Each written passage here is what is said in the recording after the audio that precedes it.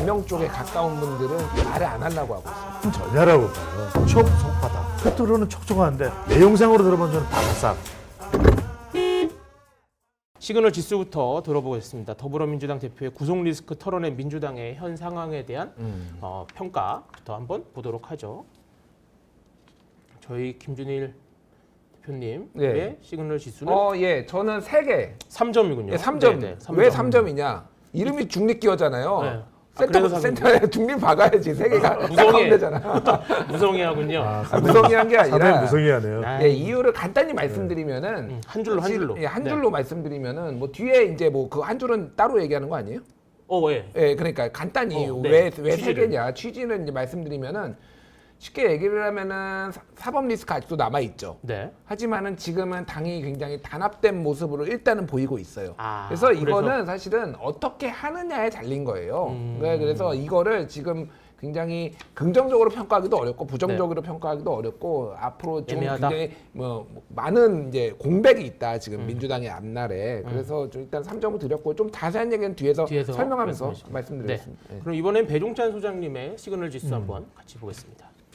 저는 0이에요. 점수가 없군요. 저는 0인 이유는 사람이 뭐냐면 왜 이렇게 창의적인 점수들을 극단적이야. 저는 극단적이에요. 인생 뭐 있나? 전세 아니면 월세지. 요새는 네. 전세 근데 이제- 월세는 극단이 아닌데 타워 팰리스 아니면 월세 이렇게 돼. 네네. 주담대 주죠. 주담대 아니면? 네, 주담대죠. 네네. 근데 인생은 주담대인데 저는 과연 해소됐을까? 해소된 게 아니다. 오히려 지금 재판 리스크가 가중이 된 거예요. 네네. 오히려 저는 이재명 대표로서도 이게 정치 인생에 아주 굴곡적인 게 한번 있어야 돼요. 깊은 골이 있어야 돼요. 네. 그래야 타고 오르면서 반등하는 맛이 있는데. 정치적으로 부활을 하는 거예요. 네.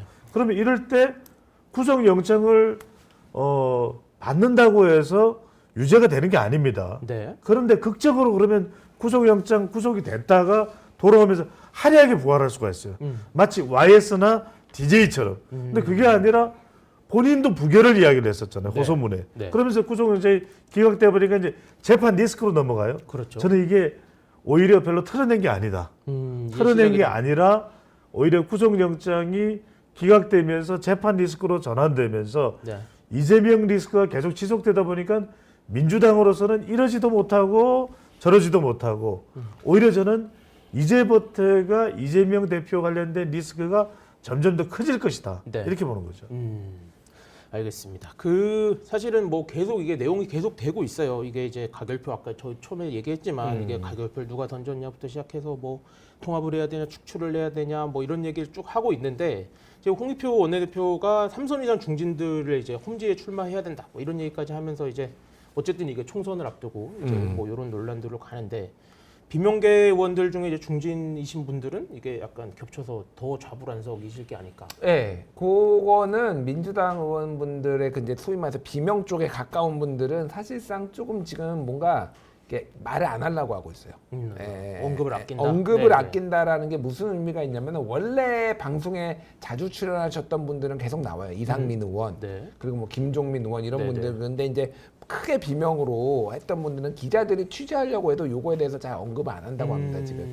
그러니까 뭐냐면은 지금 당내 기류를 좀 민주당 기류를 조금 말씀드리면은 그러니까 징계를 해야 된다라는 지지자들의 센 이제 압력이 있고요. 그렇죠. 그거를 받아가지고 친명들 중에서 일부 언급을 하는 게 예를 들면 박찬대 최고위원 같은 경우에는 어제 KBS 이제 라디오에 나와가지고 네.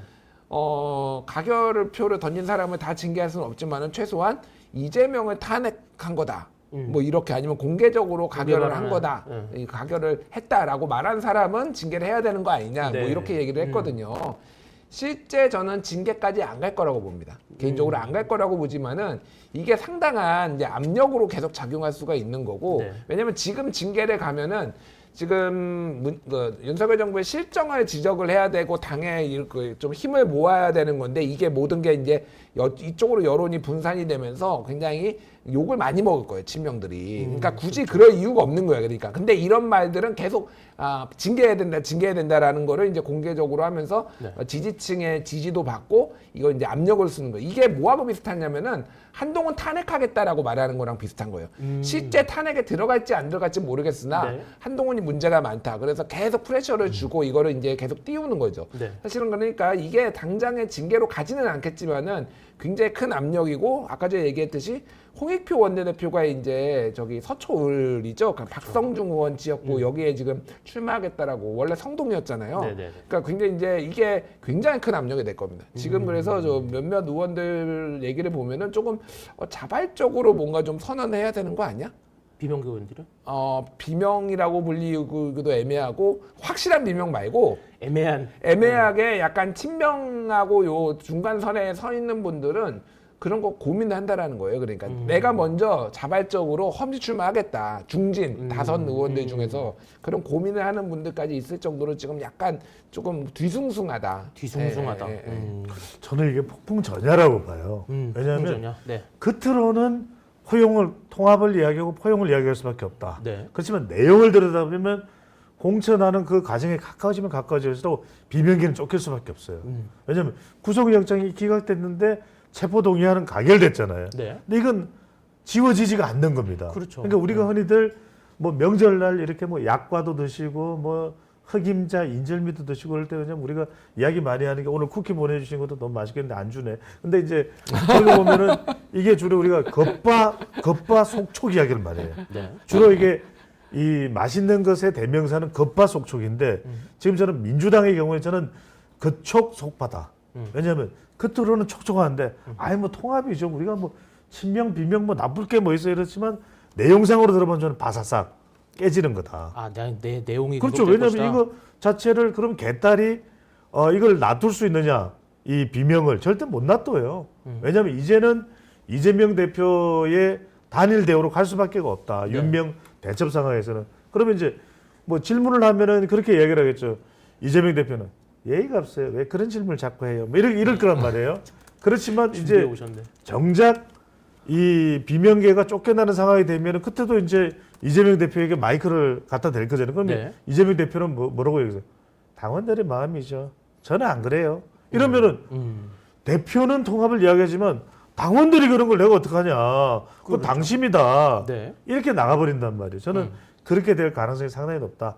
비명계는 일종의 시한부 지금 이 정치 상황에 놓여 있다. 이렇게 봐야 될 것 같아요. 그럼 약간 어쨌든 여론조사 그 전문이시니까 그런 약간 여론이나 이런 걸로 봤을 때 전체적인 좀 여론은 좀 민주당에 대한 여론은 좀 어떤가요? 그러니까 단기적으로는 기사회생하면서 좀 결집하는 여론이 나와요. 네. 명절날 지금 정당 지지를 보면 특히 이제 총선 구도가 어떻게 되는가 중요한데 야권의 유리한 구도로 나옵니다. 정권 네. 심판 성격이 내년에 강하다. 근데 정당 지지율은 이 정권 심판 정도 수준으로 안 나와. 그러니까 아직까지는 갭이 좀 있다. 그렇죠. 이제 이 유권자들이 바라보는 시각은 더불어민주당이 이재명 대표 재판 리스크 괜찮겠냐 또는 이 친명 비명한 괜찮겠냐 이렇게 보는데 네. 문제는 뭐냐면 이거예요. 그러니까 이른바 지금 이재명 대표의 이 구속영장 기각에 대해서는 공감도가 좀 있는 편으로 나오는데 네. 이재명 대표의 이 사법적인 리스크는 여전히 높아요. 비율이. 네. 그렇게 보는 비율이. 그 이야기는 비명들은 그럼 여전히 불안한 거예요. 두 가지 이유 때문에. 공천을 받을 수 있을지 없을지 때문에 불안하고 또 하나는 이재명 대표와 연동돼서 지금 지지율이 갈 수밖에 없잖아요. 그럼 네. 내년 총선에 수도권 지지율이 안 좋다? 네. 충청권 지지율이 안 좋다? 그럼 현역 비명계는 그냥 손도 못 써보고 나가 떨어질 수밖에 없는 상황이 되거든요. 그러면 그 전에 뭔가 우리가 대책을 세우자 이런 상황이 나올 수도 있다는 거예요. 비명계 쪽에서 먼저 움직일 수도 있다. 네. 요거는 뭐 조금 여론조사 나온 거를 제가 몇 개 설명을 네네. 드릴게요.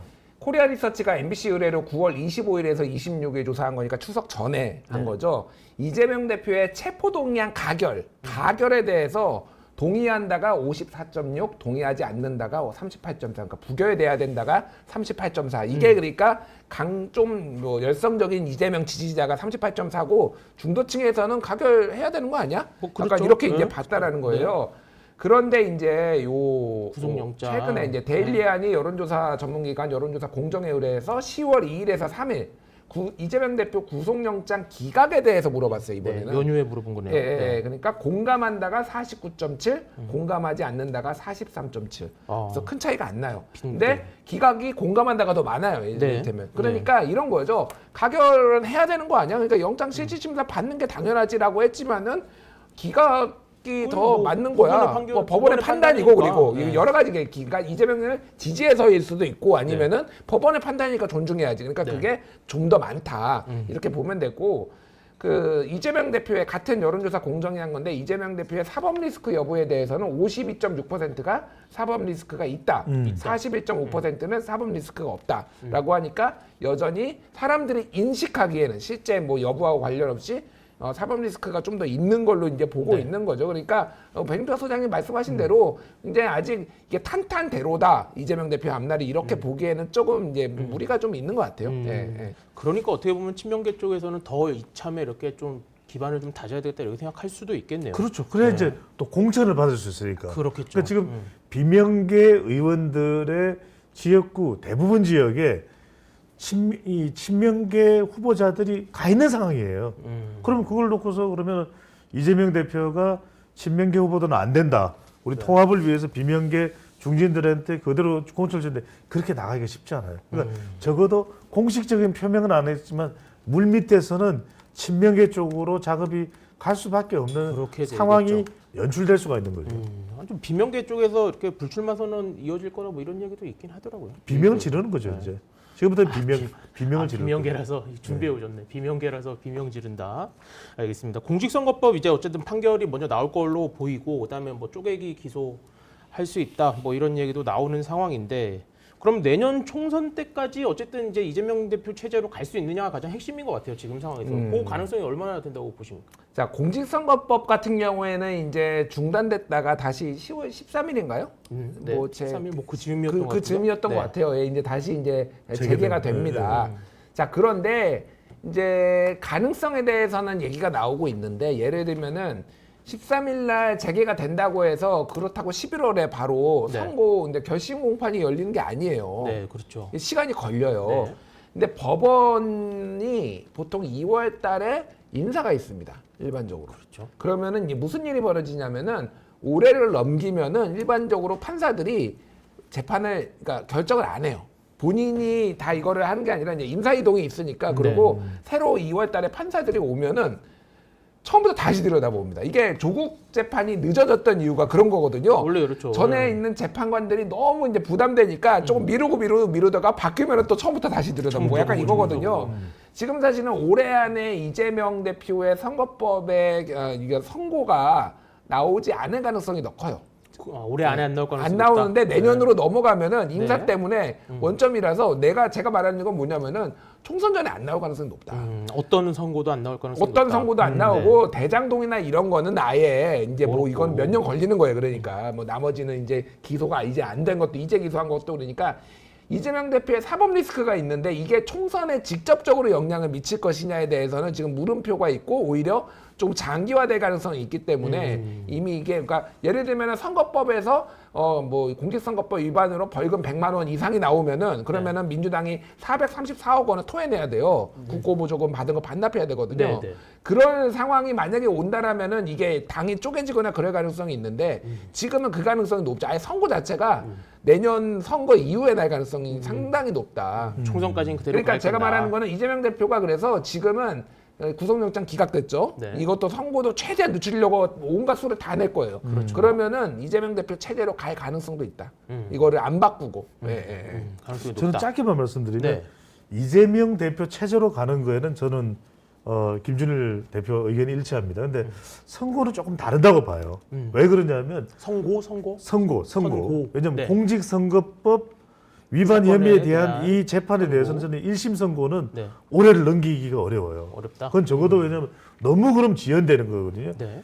이제 김명수 대법원장 체제에서도 재판 지연에 대해서 굉장히 문제를 많이 이제 이야기를 했었는데 네. 아무리 이균용 대법원장 후보자가 인준을 못 받는다 하더라도 저는 네. 이제 그러면 이제 대통령실에서 빨리 또 그 다음 대법원장 후보자 서두를 테고 두 번째까지 거부하기는 힘들 거예요. 네. 그러니까 두 번째 사람은 임명이 된다 그러면 적어도 11월 달 내로는 끝이 나는 거거든요. 네네. 그러면 적어도 저는 해가 넘기기 전에는 늦어도 11월. 1심 선고로 나올 거다. 왜냐하면 이것까지 계속 너무 미룰 수는 없다. 네네. 근데 1심 선고는 보면 대체로 지금 이 공직선거법 위반 내용에 백현동건이 들어가 있어. 근데 그렇죠. 이번에 구속영장 기각될 때도 백현동건에 대해서는 좀 소명 내용이 나와요. 네. 그러면 일부 이 부분은 소명된다. 예, 1심 선고에서 저는 이재명 대표가 유죄를 받을 가능성도 있다. 하지만 이제 이렇게 이야기하겠죠. 이재명 대표 이제는 법원까지 이 보복에 나서고 있습니다. 이러면서 정말 예의가 없어요. 이렇게 하면서 오히려 지지층을 더 결집시킬 것이다. 네. 그래서 총선까지는 이재명 대표 체제예요. 말 그대로 저는 거듭 말씀드립니다. 중립기업에서 단독으로 제가 말씀드리는 건데 그게 무슨 의미가 있는지 단독으로 말씀드리는 건데 내년 총선은 총선이 아니에요. 내년은 대선이에요. 아, 사실상 내년 대선이다. 대선이에요. 예. 이재명 대표의 뭔가 다 차기를 노릴 수 있느냐 아니냐. 그럼 나는 뭐 총선 안 지나고 내년 상반기에 날 수도 있을까요? 1, 2, 3월 안에 선거. 아, 저기 선거. 네. 그럴 수도 있죠. 적어도 저는 선거 총선 전에는 선거일 전에는 적어도 공직선거법 1심 선고는 내려질 가능성이 있다. 네. 그것도 이제 비명계 의원들에게는 영향을 미칠 수 있겠죠. 알겠습니다. 선거 공판 진행되는 걸 한번 지켜보아야 될 것 같고 아마 비명계 의원들도 아마 엄청 열심히 보실 것 같네요. 그러면 자 내부 과제는 여전한 민주당에 대한 한 줄 평 보고 넘어가도록 하겠습니다. 저희 김준일 에디터님도 보실까요? 요거는 제가 이제 빙의를 해야 돼요. 네. 예. 비명계 중진에 빙의를 해서 꼭 그렇게 다 가져가야만 속이 후련했냐? 이렇게 영화 해바라기에 나온 거. 소장님이 안 좋은 영향을 미쳤어. 이런 분이 아닌데 우리 네. 아니 진정한 근데 분인데. 우리 김준일 대표가 약간 김내원 닮았잖아요. 아 그런가요? 이렇게 감사합니다. 또 이렇게 또 올려쳐주는데. 네. 유준열 닮았다는 얘기는 제가 몇 번 들었는데. 있네, 약간 있네. 지금 MZ 세대들이 다 고개를 숙이네요. 아니 저희 여기 막내 인턴이 진짜 재밌는 얘기 나와요. 고개가 올라오는데 오늘 한 번 올라왔습니다. 유준열 닮았다는 얘기 한 번 올라왔습니다. 네, 네. 어쨌든 그래서 예. 분기부 맹크가 한번 해보세요. 꼭 그렇게 다 가지면 소개되는. 저 이거 못하는데? 꼭뭐 못하겠어요. 창피해. 네, 아무튼, 짧게 네. 말씀드리면 네, 어쨌든 이게 지금 이게 일촉즉발이기는 해요. 그런데 전략적으로 이재명 대표가 좀 자제를 하는 거는 맞거든요. 왜냐면 본인이 이제 리더십 주도권을 쥐었기 때문에. 네. 근데 이제 비명들에서 비명이 나올 겁니다. 조만간. 그게 이제 저런 식으로 완전 공천 학살 수준까지 갈 경우에는 이제 굉장히 큰 이제 그 파열음이 날 텐데. 그래서 민주당이 조금 좀 현명하게 하는 게 당간 조언은 뭐 드리자면은 너무 다 죽여버리면은 이게 문제가 발생할 거다. 그래서 저런 이제 문제 제기가 좀 나올 것 나올 같아요. 수 있다. 그래서, 네, 예, 예. 알겠습니다. 그다음에 배 소장님 거 한번 볼까요? 네네. 저는 끝이 아니라 시작이다. 끝이 아니라 시작이다. 이게- 뭐가 시작이죠? 아 이게 이제 리스크의 시작이죠. 리스크의 시작이다. 끝이 아니다. 오히려. 그래서 이게 저는 뭘 패러디했냐면 문재인 전 대통령이 끝이 시작이다. 뭐 그런 게 있었잖아요. 아, 끝이 대선 때. 예. 그래서 나는 그걸 패러디해서 지금의 이재명 대표의 상황이 끝이 아니다. 시작이다. 이렇게.